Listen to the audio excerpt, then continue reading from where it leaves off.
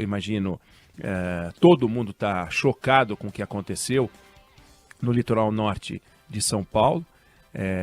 E quando acontece um desastre do tamanho desse que atingiu o litoral norte, no carnaval, com um monte de morte, com casa destruída, com desabamento, rodovia interditada, né? Uma tragédia absurda, gente sem água, sem comida, gente com parente morto, com parente ferido, sem ter onde dormir, enfim. Quando acontece uma catástrofe desse tipo, a gente fica meio perdido, às vezes, tentando entender o que daria para fazer para evitar essas coisas, ou não dá para fazer, né?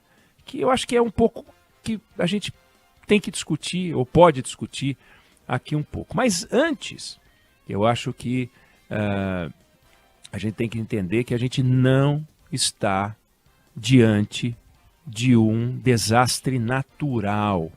Não está diante de um desastre natural. Muita gente fala em desastre natural como se a natureza fosse a culpada por esse estrago todo. Não é. Ela aprontou? Aprontou. Nunca choveu tanto nessa região, nem em lugar nenhum do Brasil, como choveu agora. Nunca choveu. Então assim, é uma chuva que o Brasil nunca viu. Ok, é verdade. Isso foi a contribuição, entre aspas, né, a interferência da natureza. Só que isso é a origem. Agora, o desastre não é uma causa natural. A causa do desastre é política. Aí vai falar, como assim? Ela aconteceu e é o retrato do fracasso da gestão pública no Brasil.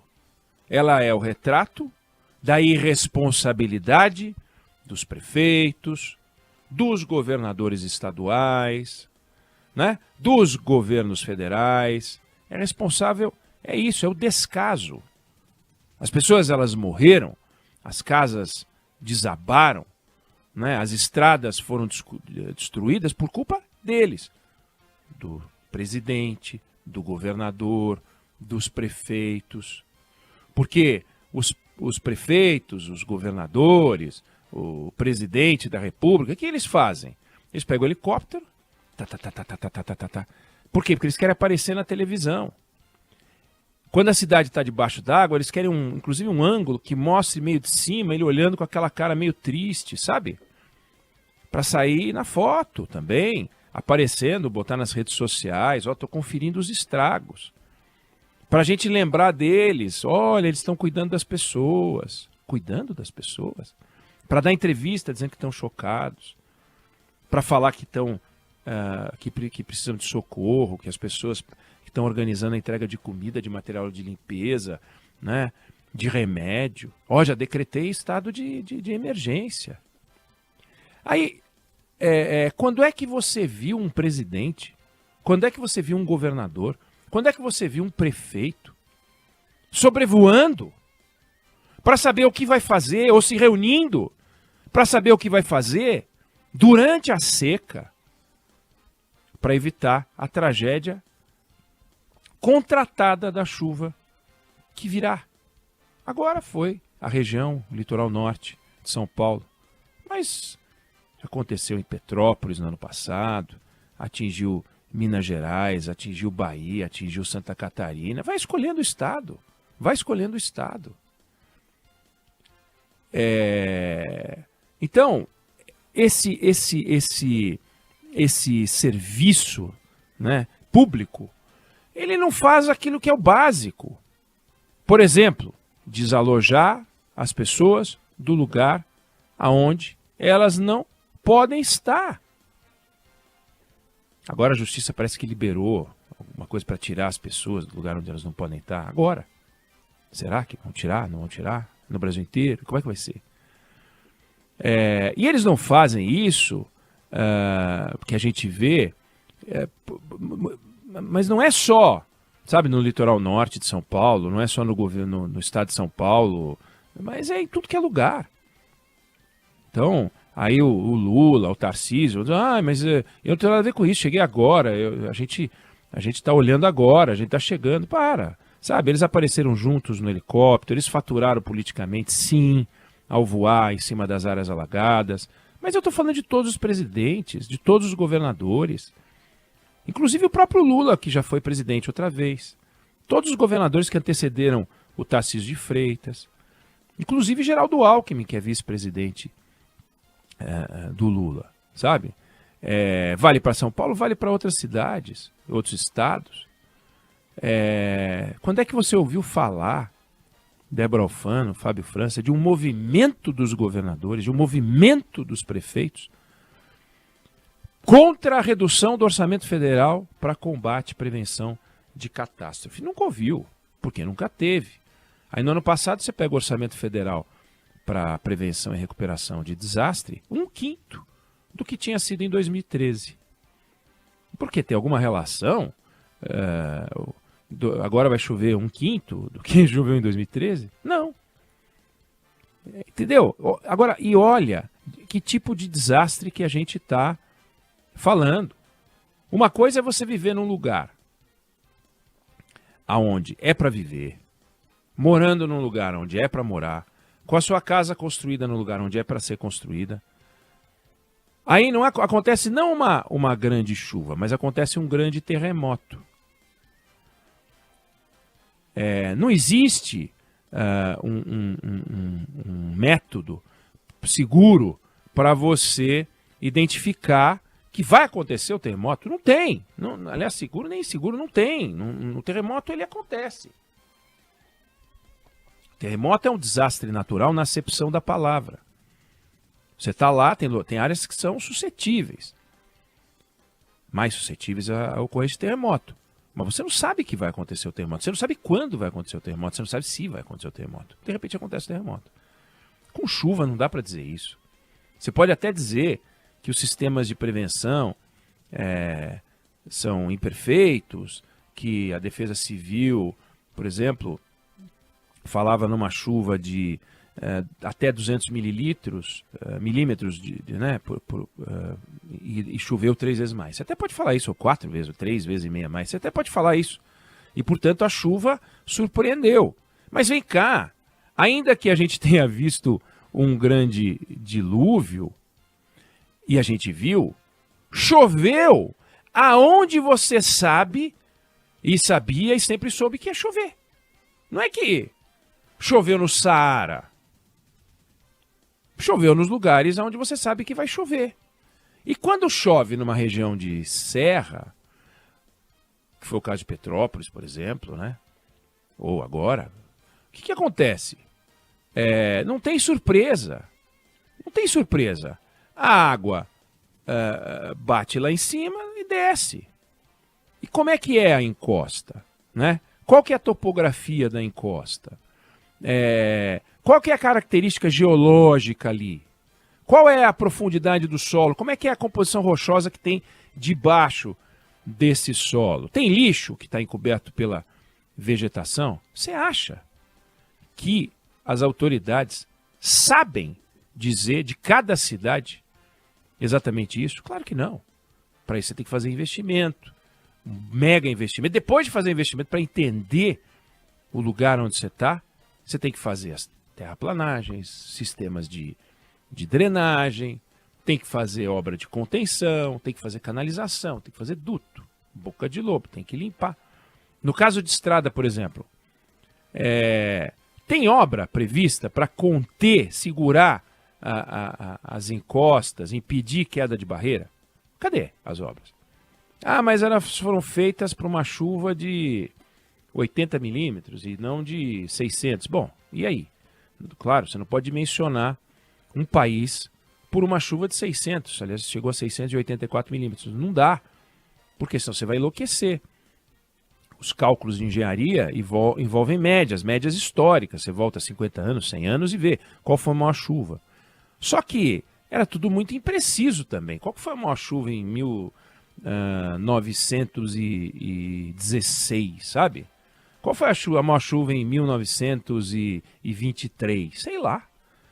Será que era apurado a ponto de você poder garantir que a gente construiu com base na melhor melhor compreensão da engenharia. Então, aí você pega e fala assim, bom, mas a gente avançou pelo menos na área de mapeamento, né, de área de risco, a gente consegue mapear melhor hoje.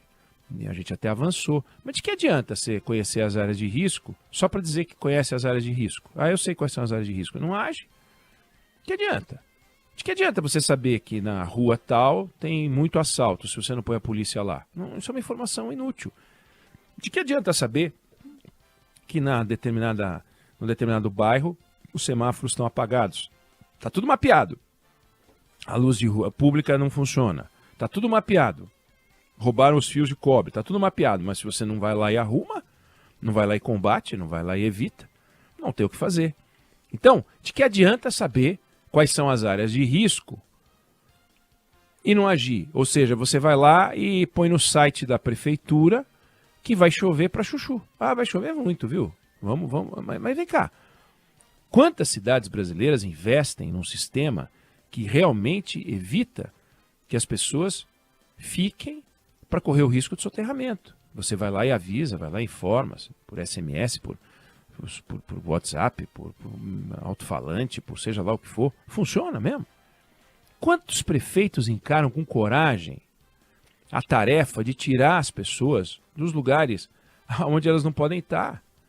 Vai correndo o risco de perder a eleição, né? De se reeleger, de não se reeleger, de não eleger o sucessor quando ele já não pode mais, vai aparecer aquele vereador malandro, vai aparecer aquela ONG malandra, vai aparecer aquela associação de bairro malandra, para defender as pessoas, entre aspas, né? Defender as pessoas. E daí depois que a chuva desaparece, essas pessoas desaparecem junto, né? As ONGs, os vereadores malandros. E o prefeito fica ali explicando que fez o que pôde, mas não fez, é mentira. Antes do desastre, não fazem nada. É muita safadeza dos políticos, eles não fazem nada antes do desastre. Durante o desastre, pagam de bacana, vão pro helicóptero. Oh, nossa, eu estou com o coração apertado. Nossa, só de imaginar essas pessoas lá embaixo sofrendo, que estão sofrendo. A gente ouve, né? Essas declarações de políticos. Mas não fazem nada antes, durante pagam de bacana. Depois que o desastre desaparece das manchetes, eles desaparecem junto e vão fazer outra coisa. Isso é uma prática que vale para todas as áreas. Veja agora, antes do desastre das chuvas, qual era o desastre que a gente estava cobrindo? O desastre humanitário da reserva Yanomami em Roraima. O que aconteceu lá? Mesma coisa. Os políticos, eles demarcaram as terras no passado, marcaram lá a terra indígena, que é a reserva Yanomami, enorme, olha, eles estão protegidos. E aí o que aconteceu? Como se o decreto em si fosse só porque foi escrito e ele ia proteger as terras indígenas, garantindo que ninguém fosse entrar. Só que eles não fizeram nada para garantir que os índios não entrassem, para proteger, para dar assistência médica. Não fizeram nada. Aí entraram os garimpeiros. Claro, os garimpeiros vão entrar. Eles entraram lá porque lá tem mineral embaixo, não tem uma política para extração do minério em parceria com os índios, de alguma maneira. Não tem. Então fica esse troço. Aí você deixa os garimpeiros contra os indígenas, aí os indígenas começam a morrer de fome.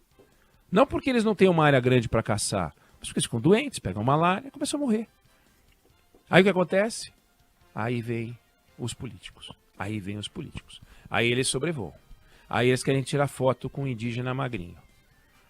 Como se aquele indígena magrinho, ao abraçar aquele indígena, ele conseguisse trazer para dentro dele uma dignidade que ele não tem. Não o indígena, né? Ele, o político. Olha, eu tô aqui abraçando, eu tô... Ai, sabe? É canalice. É o que a gente tá vendo. Então essas imagens aí, explorando os indígenas, são vergonhosas, mas elas estão nas redes sociais. Estão lá os políticos. Aí lá na frente vão ser usadas politicamente, vão aparecer nas campanhas. Então, eu estou falando dos indígenas, eu estou falando das chuvas, fica parecendo que uma coisa é uma coisa, outra coisa é outra coisa. Mas a tragédia dos indígenas, a tragédia do litoral norte, elas mostram a mesma coisa. O poder público trabalhando de forma porca, enganando a sociedade, antes, durante e depois, e fazendo com que a gente Imagine que os indígenas são fruto de um problema qualquer que não tem a ver com a ação deles, políticos, e bota a culpa no garimpeiro.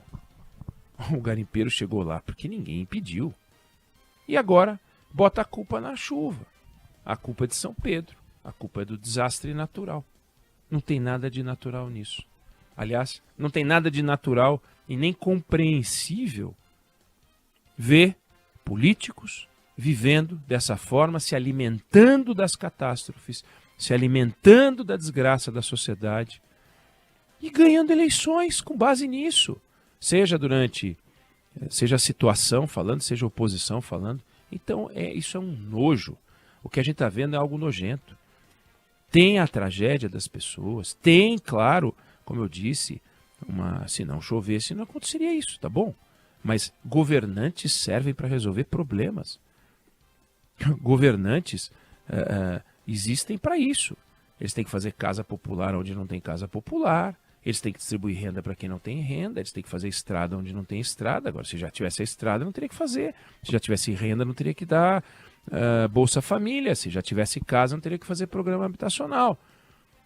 Se não tivesse chuva, não teria que fazer combate às catástrofes. Se não tivesse ocupação irregular, não teria problema, porque a água ia passar lá, ia descendo a encosta, ia molhar tudo, ia escorrer vegetação em cima de vegetação, não vegetação e terra em cima de pessoas. É a empulhação, a sacanagem, é o poder público trabalhando de maneira porca, como eu disse, é a enganação da sociedade antes, durante e depois. Você pode concordar comigo, você pode não concordar comigo, mas é como eu vejo as coisas nesse caso.